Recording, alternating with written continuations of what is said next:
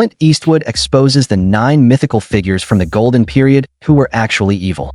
After the cameras stop rolling and the publicists go home, Clint Eastwood has witnessed the real Hollywood, which is something he has witnessed throughout his 7-decade career. Finally speaking up about the dirty little secret of the industry, he's 95 years old now. Some stars weren't just difficult, Eastwood confessed in a rare interview from 2025. They were monsters wearing makeup and million-dollar smiles. For decades, Eastwood kept these stories locked away. In Hollywood, you learn to shut up or get shut out, he explained. But with most of these legends now gone, Eastwood has decided the truth matters more than protecting reputations. What you're about to discover isn't just backstage drama or celebrity tantrums. These are stories of predatory behavior, violence, and abuse that studios spent millions to bury. Crimes that would end careers instantly today, but were protected by Hollywood's most powerful gatekeepers. Most shocking of all, the true story behind one beloved actor's accidental death that Eastwood claims wasn't accidental at all, and the chilling cover-up that followed. But first, the swashbuckling hero whose charming smile hit a predator so brazen that even at the height of his fame, Eastwood says Hollywood executives wouldn't let their own daughters near him. There's something so cool and lovely about you. You're like Edelweiss. Errol Flynn, the predator who hid behind a hero's sword. In the 1930s and 40s, Errol Flynn embodied the dashing hero in films like Captain Blood and The Adventures of Robin Hood. With his athletic build, charismatic smile, and debonair charm, he was Hollywood's ultimate heartthrob. Women wanted him, men wanted to be him. But according to Clint Eastwood, Flynn's off-screen behavior was far from heroic. "I never bought his charm act," Eastwood reportedly told a friend years later. That smirk gave him away. His eyes were always hunting. What Flynn was hunting became disturbingly clear in 1943 when he was tried for statutory assault of 2 underage girls, Betty Hansen and Peggy Satterley, both teenagers. Though Flynn was acquitted thanks largely to his star power and expensive legal team, the trial exposed his predilection for very young women.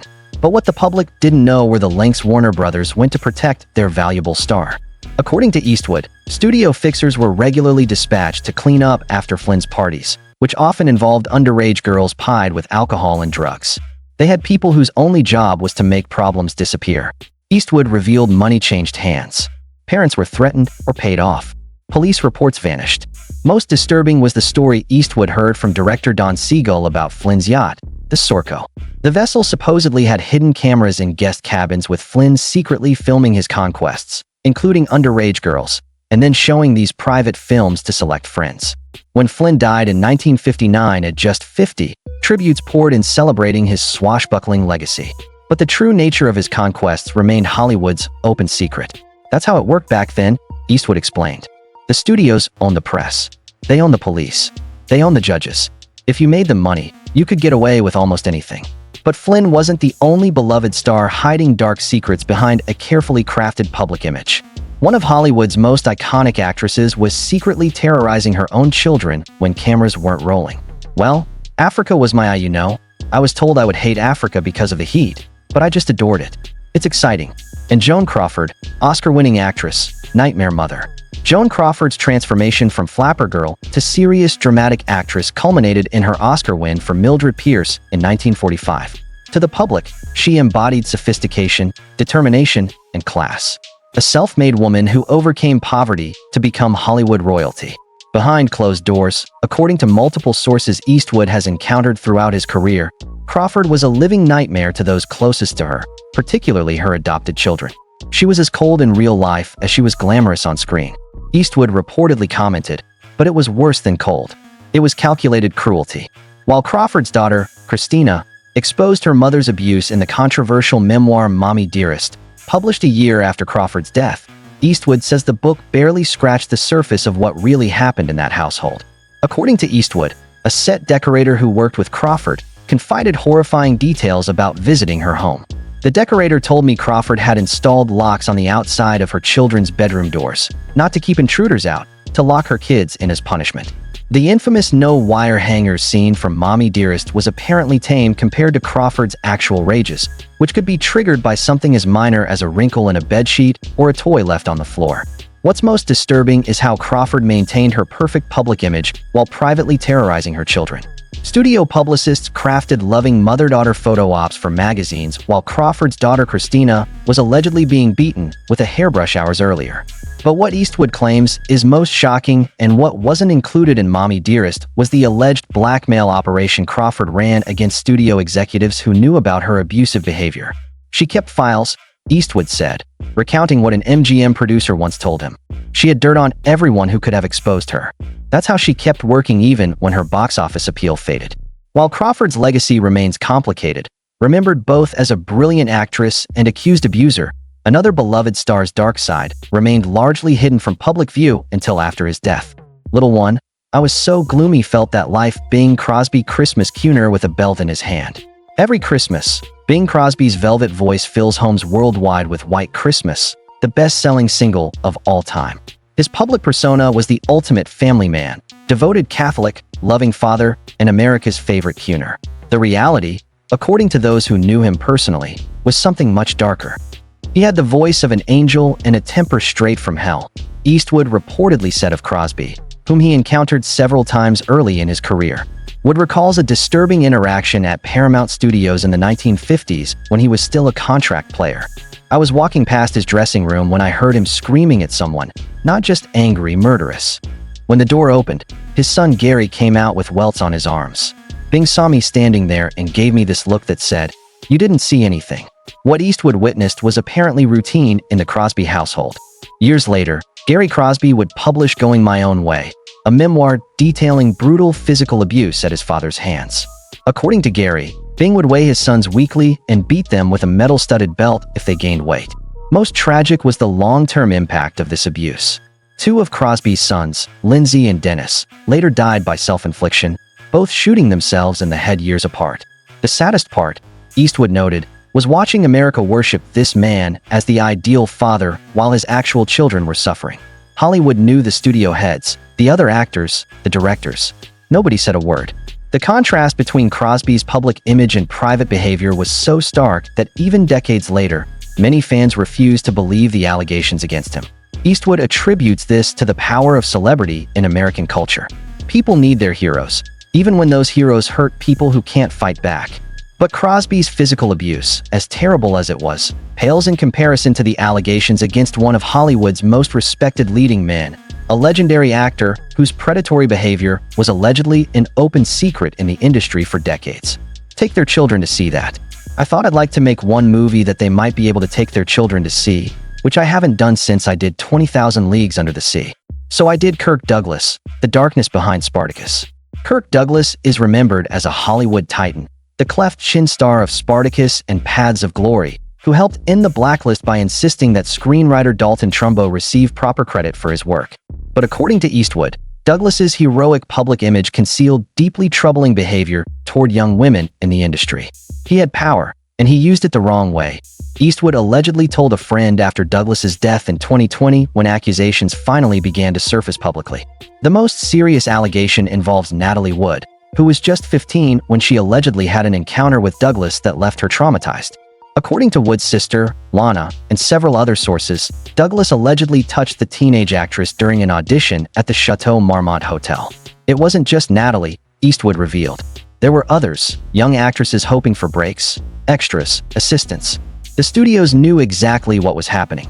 What makes this particularly disturbing is how Douglas maintained his respected position in Hollywood despite these alleged patterns. Eastwood claims at least 2 major productions in the 1950s had to relocate female crew members after complaints about Douglas's behavior. There was a system in place. Eastwood explained, if a girl complained, she'd never work again. Perhaps she could land a supporting role if she kept mum. It was exploitation, pure and simple. Douglas's power in Hollywood was such that even those who knew about his alleged behavior felt helpless to stop it. According to Eastwood, several directors refused to work with Douglas, but couldn't say publicly why without destroying their own careers. What's perhaps most disturbing is how Douglas's humanitarian image and philanthropic work effectively insulated him from scrutiny during his lifetime. The allegations only gained significant attention after his death at age 103. That's the Hollywood pattern, Eastwood observed. Wait until they're gone. Then the truth comes out. But by then, who's left to answer for it? While Douglas's alleged misdeeds remained hidden for decades, another Golden Age star was rumored to be involved in something even more sinister. An actual killing that supposedly was covered up by MGM's powerful fixers. The paper only yesterday about a man who ate spare ribs and Wallace Beer, Hollywood's hidden killer. Wallace Beer was one of MGM's biggest stars in the 1930s. Beloved for playing lovable tough guys in films like The Champ, which won him an Oscar. With his gruff exterior and heart of gold characters, he was one of America's most recognizable character actors. But according to persistent Hollywood rumors that Eastwood claims have substantial truth behind them, Beer had a connection to one of Hollywood's most mysterious deaths, the fatal beating of Ted Healy, creator of the Three Stooges. If you knew what people got away with back then, Eastwood reportedly said, you wouldn't sleep. In December 1937, Healy was drinking at the Trocadero nightclub in Hollywood when he allegedly got into an altercation with Beer and two other men. According to multiple accounts, Healy was severely beaten outside the club and died of his injuries days later. What happened next, according to Eastwood sources, was a classic Hollywood cover-up. MGM's powerful fixer Eddie Manx allegedly stepped in to protect Beer, one of the studio's valuable assets. The official cause of Healy's death was listed as toxic nephritis with no mention of the beating. Beer disappeared to Europe right after. Eastwood noted by the time he came back the story was buried. That's what studio power meant in those days.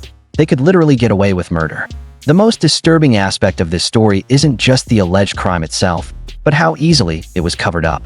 According to Eastwood, multiple witnesses were paid for their silence and medical records were allegedly altered or destroyed. Barry continued his successful career, starring in films like Barnacle Bill and Jackass Male with audiences completely unaware of his possible connection to Healy's death. He remained a beloved character actor until his own death in 1949. His reputation intact. It wasn't just the crime, Eastwood observed. It was everyone who helped hide it. The studio executives, the doctors who signed false death certificates, the cops who looked the other way. The whole system was corrupt. While Beer's alleged involvement in a death represents perhaps the most extreme case of Hollywood protection, another beloved star's reputation was carefully crafted to hide behavior that was damaging in different ways. Gosh, I tonight for my being here and the responsibility really. Mickey Rooney, the boy who never grew up but always prayed. Mickey Rooney was America's #1 box office draw from 1939 to 1941. Beloved for his Andy Hardy films and his youthful, wholesome image, standing just 5 feet 2 inches in, he maintained a boyish quality well into adulthood that endeared him to audiences worldwide. But according to Eastwood and others familiar with Rooney's behind-the-scenes behavior, this eternal boy had the predatory instincts of a much darker man. Some guys stayed boys forever and did the damage of grown men, Eastwood allegedly said of Rooney. One of the most disturbing stories concerns Rooney's treatment of Elizabeth Taylor when she was 16 years old and filming National Velvet. Several accounts state that Rooney perpetually harassed Taylor, making inappropriate advances despite her obvious discomfort and the large age difference. He wouldn't take no for an answer, Eastwood said, quoting what Taylor had told mutual friends. It wasn't just comments or jokes. It was serious harassment. He routinely showed up unannounced at her residence and would confront her in dressing rooms. The studio had to put someone in charge to prevent him from approaching her. Similar themes of disorder and order appeared in Rooney's private life. His 8 marriages all ended in divorce due to accusations of adultery, jealousy, and domineering conduct. His ex-wife Ava Gardner said he cheated on her multiple times and had serious rage problems. It's troubling that Rooney's reputation was unharmed even though his actions were known to Hollywood insiders. Even as they discreetly dealt with criticisms of his behavior, the studio's public relations team worked around the clock to preserve his all-American kid image. According to Eastwood, the difference was staggering. He plays the role of the trusting child on screen. His presence on set coincided with a warning from studio security to the actresses to secure their changing rooms. Throughout an incredible 90-year career, Rooney went from kid star to Hollywood elder statesman. During that period, the studio routinely covered up his troublesome behavior by saying, "It was just Mickey being Mickey," according to Eastwood. Although Rooney acted inappropriately toward adults and older teens, there were several directors of the time who were known for their brutality, including a highly esteemed director whose creative vision supposedly at a horrible price. Remaking some unseen is something I'd like to do. Brilliant director John Huston, who tortured for art. John Huston is known as one of Hollywood's greatest avant-garde filmmakers thanks to his work on legendary films such as The Maltese Falcon, Treasure of the Sierra Madre, and The African Queen. Among filmmakers, he is considered a legend for his daring and artistic integrity. Whitehunter Blackheart was a collaboration between Huston and Eastwood. It was a subtle allegory for Huston's obsessive conduct on set of The African Queen, but Eastwood claims that Huston's techniques frequently veered into frightening area. According to Eastwood, he was the most vile person you could ever meet in a sober state, and he was usually drunk. It was especially disturbing to see how Huston handled animals in her productions. He supposedly let scores of animals die on The African Queen so it would look more real. It was said that in order to achieve realistic capture scenes in The Misfits, horses were pushed to their limits, and some of them even died as a result. Even performers could be subject to his savagery. While filming The Misfits, he forced an obviously ill Clark Gable to do stunts, such as being pulled behind a truck for the show. Gable had a heart attack not long after production wrapped and passed away a few days later. Huston referred to it as seeking the truth, according to Eastwood. Others referred to it as sadism. What was most troubling was that Huston often started relationships with females who were decades younger than him, yet still appeared in his films. According to Eastwood, a disturbing power dynamic would emerge if Huston were to utilize his position as director to seduce young women. This behavior would be considered unacceptable in today's society. In scene after scene, he would emotionally shatter them before calming them down afterwards. According to Eastwood, it was a strategic move to leave them defenseless so you could pounce. Until his death in 1987, Huston was still widely regarded as one of the most revered directors in Hollywood, despite these problematic practices. His brilliance as an artist seemed to absolve him of behavior that would be considered illegal on sets of today's films. Although Huston's actions might be rationalized because of his brilliance, some celebrities, like a beautiful silent film actor whose tragic demise exposed Hollywood's ultimate heartlessness, were utterly deserted by the business the moment their usefulness expired. Marie Post, who died alone, was a forgotten star. Among the most famous silent film stars was Marie Post. The stunning actress made the leap to talkies in the late 1920s, cementing her reputation for both comedy and drama. She enjoyed life on the high side in Hollywood when her earnings reached $2,000 a week, or more than $30,000 in today's dollars. However, her tale exemplifies one of the most fundamental trends in the business, says Eastwood: the total disillusionment of celebrities as soon as their commercial appeal diminished. According to reports, Eastwood reflected on the tragic end of Post and remarked that after cheering her at premieres, they abandoned her. In the 1930s, Post's parts were increasingly limited due to his aging and weight gain. The actress who had been in the spotlight for so long ended up with little to no screen time. The studio establishment, which had greatly benefited from her previous work, did little to intervene when she fell into a downward spiral of drinking and depression. At the young age of 38, Post passed away in her cramped apartment on January 3, 1937. It took days before her body was found. The fact that her dog had nibbled on her legs while she was stuck without food became headline fodder after the cops arrived. What transpired following her death, though, was what really unsettled Eastwood. Post was almost laid to rest in an unmarked tomb, despite having been a big star only 10 years before. Even the most basic funeral had to be covered by donations to a charity. The absence of any studio executive was pointed out by Eastwood. No one who had worked with her in the past, the same people who had shared smiles at premieres and parties, could bring themselves to bid her farewell. What was more unsettling was the studio's hasty denial of culpability for her demise. They were now trying to downplay her significance to their legacy, the very public relations departments that had shaped her image before. According to Eastwood, they used these individuals to the fullest extent possible while they were marketable and then treated them like garbage when they weren't. Instead of focusing on individual atrocities, Poe's account highlights systematic cruelty, the emotionless gears of a business that saw people as expendable. One of Hollywood's most beloved actresses was among those celebrities who acted cruelly when given the opportunity. It is an abominable manner of performing, Jack. Who was the master of psychological warfare? Bette Davis. Many consider Bette Davis to be the best actress of all time. All About Eve and Whatever Happened to Baby Jane are only two of the remarkable films in which she has won 2 Oscars for her intense and talented performances. But Eastwood and several of her co-workers say that Davis was also a menacing presence on set in Hollywood, an entertainer who engaged in psychological warfare against both his co-stars and the members of his crew. I adored her work, supposedly stated Eastwood. Davis was especially harsh with lesser-known actresses, but on set, she was war in a dress.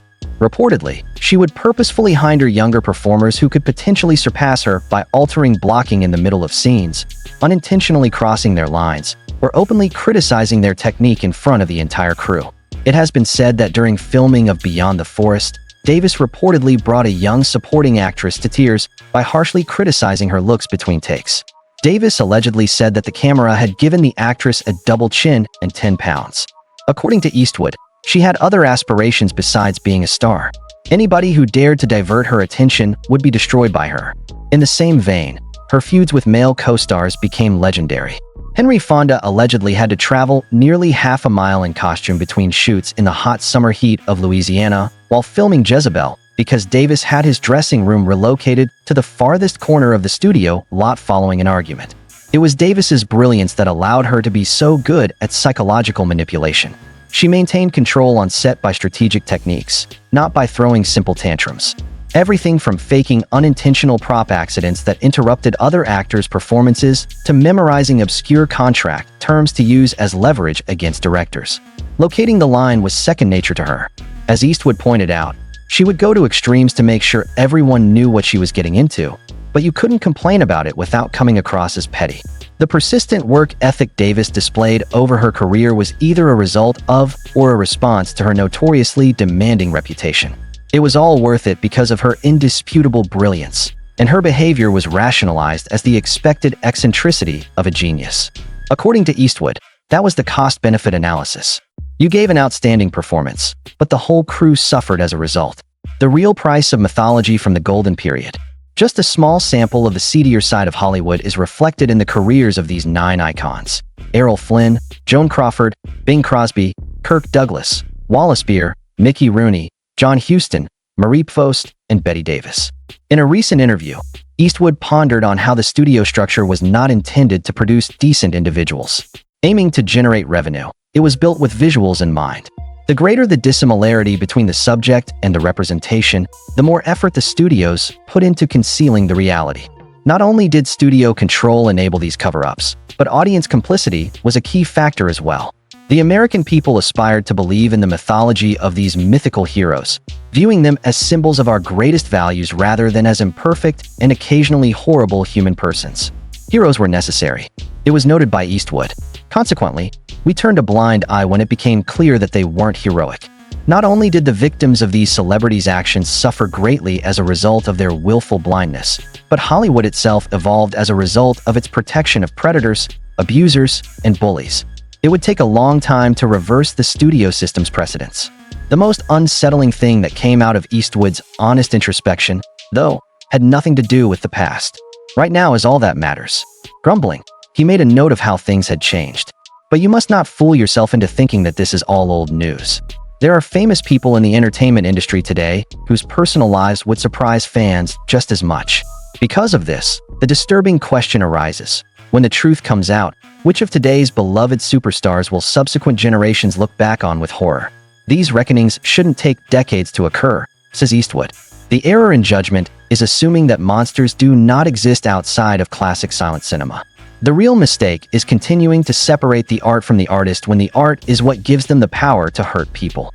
With his own final chapter approaching, Eastwood stands as a challenge to a Hollywood industry that is still struggling with accountability and transparency by speaking frankly about the protected monsters.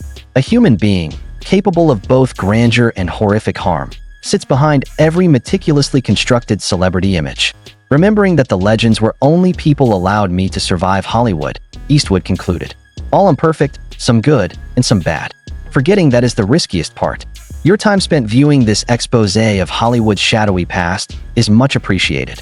If you enjoyed this exploration of cinema's unseen history, hit that like button and subscribe for more in-depth explorations of the entertainment industry's forgotten history. Our next film exposes a beloved 90s comedy in which a celebrity surreptitiously abused cast members off camera. If you thought the disclosures about the golden period were shocking, you haven't seen anything yet. So bad that the network's upper management decided to capture the abuse with concealed cameras. For next week's explosive Hollywood expose, make sure not to miss it by clicking the bell symbol.